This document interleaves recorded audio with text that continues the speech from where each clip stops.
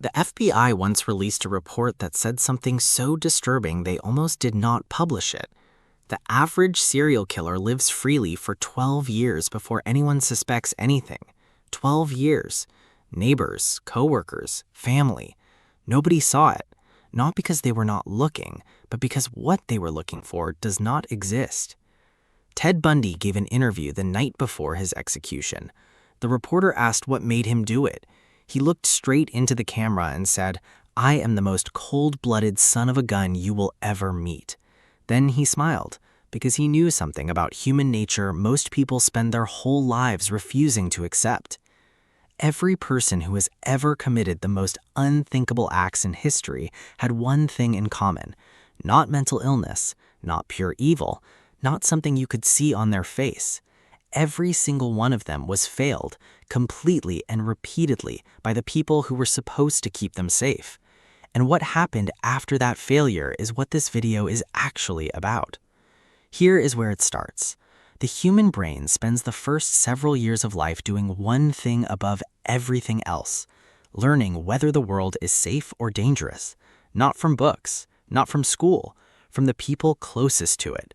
From how they respond when it cries, from whether comfort comes or punishment comes, from whether love feels reliable or terrifying.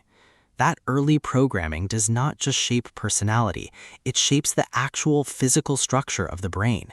And once that structure is set, changing it is one of the hardest things a human being can ever do.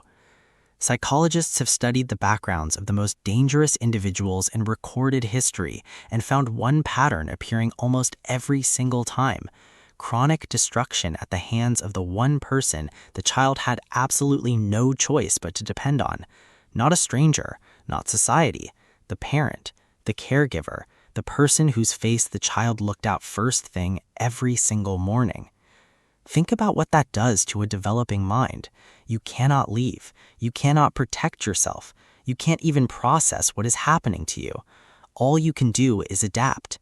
And the brain, desperate to survive, starts making dangerous trades. It trades empathy for numbness. It trades trust for suspicion. It trades connection for control. Because control is the one thing that feels safe when everything else has been taken. And that word, control, is the thread running through almost every single case researchers have ever studied. Not rage, not evil, control. The feeling of having power over something in a world that treated them as completely powerless for years. That hunger does not arrive loudly. It builds quietly, in the dark, in ways nobody around them ever notices until it's far too late. Here is the part that genuinely disturbs people when they hear it. These individuals were almost never the obvious ones. They weren't the angry loner everyone avoided. They were the charming ones, the helpful ones, the ones who remembered your name and asked about your family. Because the same environment that destroyed their inner world also taught them one critical survival skill: how to perform, how to wear a face that made people feel safe, how to seem so completely normal that the thought of suspecting them never crossed anyone's mind.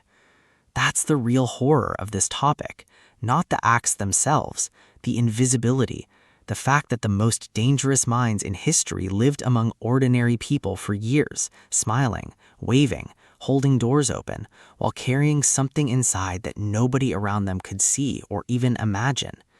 And here is what the research leaves us with that nobody talks about. Most people who survive the same level of destruction never hurt anyone. They carry the damage quietly. They struggle. They find something or someone that pulls them back. The difference between someone who survives their childhood and someone who is consumed by it is almost never the severity of what happened to them. It's what was available on the other side of it. One person finds a teacher, a friend, a single moment of being seen by someone safe, and that one moment changes the entire trajectory of a life.